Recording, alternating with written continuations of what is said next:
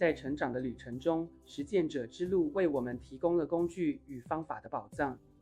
如果你渴望将理论转化为实际行动，这条路将带你发现更多具体的练习，使你的每一天都充满改变的力量。探索者之路呼唤着那些对知识有着不懈追求的人。在这条道路上，你不仅想要了解如何行动，更渴望解析背后的科学与哲学。在无数的学问中，找到属于你的那一丝连结，这将为你的理解奠定坚实的基础。如果你的心灵渴望与万物相连，沉思者之路将带你迈向自我之内的灵性探寻。在这里，你将超越情绪与行为的管理，一步一步深入根层，探索我是谁的终极提问，感受那份无层次的平静与创造力。不论选择哪一条路径，最终他们都会在山顶相遇。